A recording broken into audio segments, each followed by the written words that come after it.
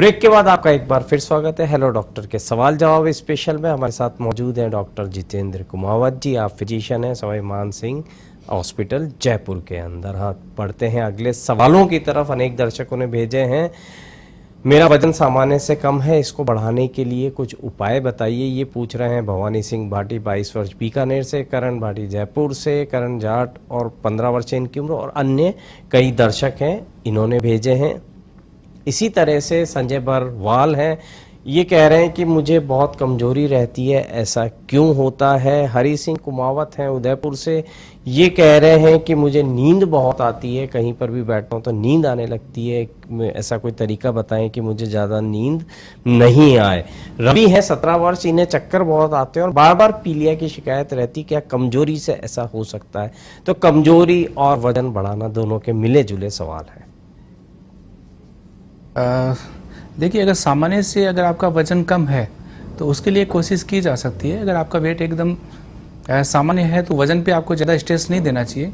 अपना जो मेन जो लक्ष्य होता है जीवन का कि आप स्वस्थ रहें, आप बार बार बीमार नहीं पड़े, तो आप मोटापे के पीछे नहीं दौड़े। हाँ, अगर सामान्य से कम है तो आपको उसके लिए कुछ चीज़ें हम बता सकते हैं। एक तो आपका पहले इसका कारण देखना पड़ेगा कि कहीं आपको ऐसी कोई तकलीफ तो नहीं है, कोई डिजीज़ तो नहीं है, आपकी डाइट वगैरह में प्रोटीन डाइट है प्रॉपर है कि नहीं है, आपकी नींद पूरी होती है कि नहीं होती, आप फिजिकल एक्टिविटी प्रॉपर कर रहे हैं कि नहीं कर रहे।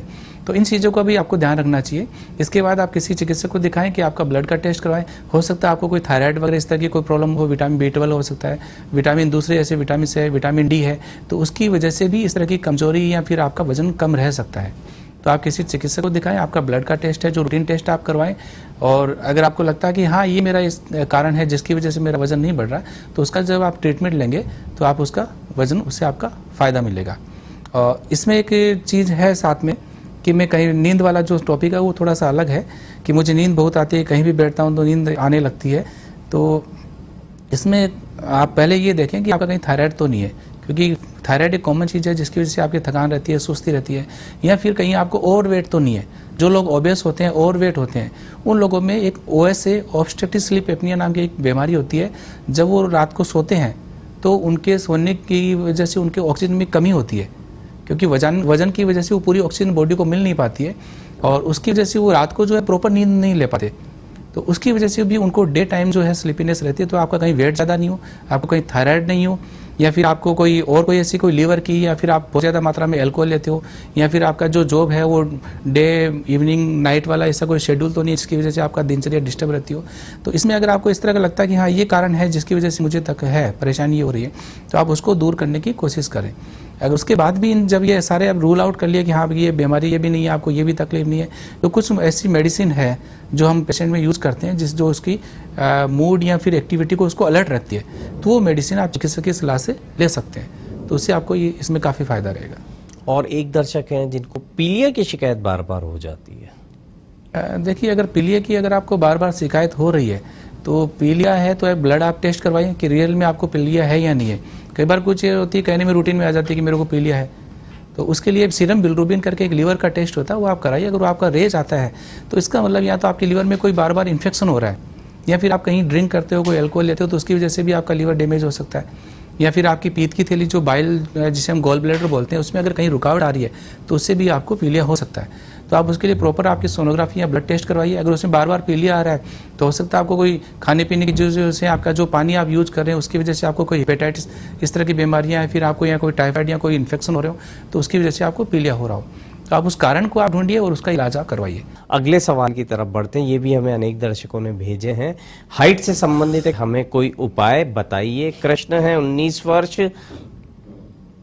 बस्सी से, अरुण 19 वर्ष के हैं, दलपत जालोर से हैं, मोहित महेश्वरी 16 वर्ष हैं, इसी तरह से मनीषा हैं 16 वर्ष बाड़मेर से। इनकी हाइट अभी 4 फुट 11 इंच है, इसे बढ़ाने के लिए इन्हें भी उपाय जानना है। दर्शक हाइट के सवाल भी और ये टीनेजर्स वाली जो उम्र है इसमें बहुत सवाल हमारे पास आते हैं।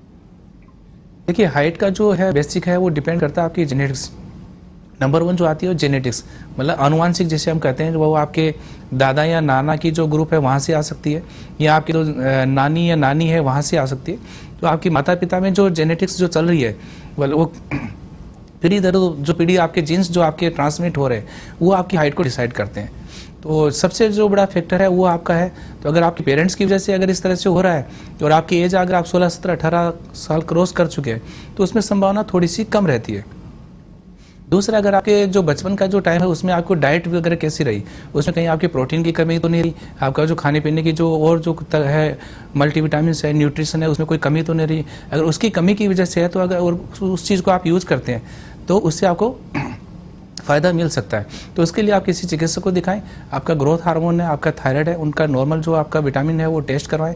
अगर उसकी कमी की वजह से आपको हो रहा है तो आपको उसमें फ़ायदा मिलेगा।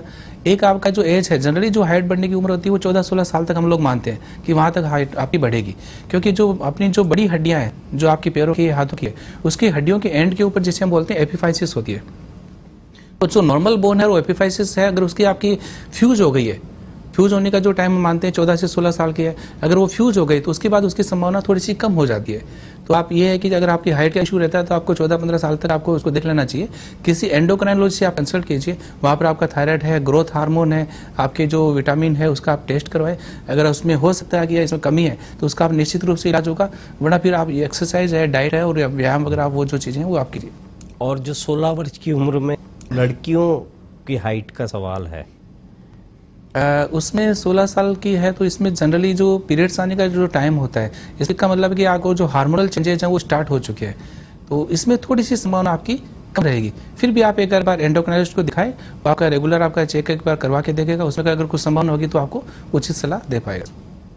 अगला जो सवाल है वो हमें भेजा है अशोक कुमार मीना जी ने। ये कह रहे हैं सर्दी शुरू होते ही शरीर में जकड़न बढ़ जाती है, काम करने में समस्या होती है, इलाज से आराम तो मिलता है लेकिन सर्दी शुरू होते ही फिर से ये दिक्कत हो जाती है। इसका इन्हें परमानेंट इलाज जानना है और अभी सर्दियाँ शुरू भी होने वाली हैं तो इनकी हो सकता है समस्या का इन्हें निदान चाहिए।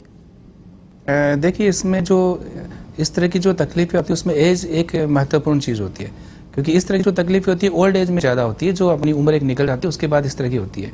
तो जैसे ही आपकी ठंडा मौसम होता है तो उसमें हर चीज़ सिकुड़ती है, ये प्रकृति का एक नियम है। तो आपका मसल्स है, आपकी बोन्स है, वहाँ पर भी सिकुड़न आती है, और जैसे सिकुड़न आएगी तो आपको ऑस्टियोआर्थराइटिस है, आपको रूमेटॉइड आर्थराइटिस है, आपकी इस तरह की कोई बीमारी है तो वो सारी उभर के आती है। तो कई बार कहते हैं कि नहीं पुरानी चोट थी, ठंड लगती है मेरी बढ़ जाती है। तो इसमें यह है कि आप जब ठंडा है तो उसमें आप ढक पहन के रखें, अपना बचाव रखें, गर्म चीज़ों का यूज़ करें, गर्म चीज़ों का छिड़काव करें, और उसके बाद भी अगर आपको रहता है तो कुछ विटामिन है, कुछ आपके विटामिन डी है, विटामिन B12, उनका आप रेगुलर डॉक्टर की सलाह से यूज कीजिए तो उसमें आपको फ़ायदा हो सकता है इसमें। तो हम उम्मीद करते हैं कि आज जो डॉक्टर साहब ने जो भी सलाह दी आप उन पर ध्यान देंगे। किसी भी योग्य चिकित्सक को जरूर दिखाएं और जो जांचें या इलाज और परहेज बताया जाता है उस पर पूरा ध्यान दें। डॉक्टर जितेंद्र कुमावत जी को हम थैंक्स कहेंगे, उन्होंने दर्शकों के सवालों के जवाब दिए। दर्शक अपने सवाल हमें भेज सकते हैं, किसी बीमारी, इलाज या फिटनेस संबंधी आपका ये सवाल होगा जिसे हेलो डॉक्टर शो में एक्सपर्ट जवाब देंगे। healthpatrika@inpatrika.com पर आप मेल करके भेज सकते हैं या 7976058412 पर आप व्हाट्सएप नंबर है इस पर लिखकर भेजें, विस्तार से भेजें। जांच आदि है तो उसकी रिपोर्ट भी आप हमें दे सकते हैं। पत्रिका की विश्वसनीय खबरों को आप ऐप के जरिए भी जान सकते हैं। प्ले स्टोर में जाकर आप पत्रिका टाइप करें और पत्रिका हिंदी न्यूज ऐप को डाउनलोड करें, जहां आप लेटेस्ट खबरों के साथ पत्रिका टीवी लाइव भी देख सकते हैं। हेलो डॉक्टर में आज के लिए बस इतना ही, कल फिर मिलेंगे। देखते रहें पत्रिका टीवी। नमस्कार।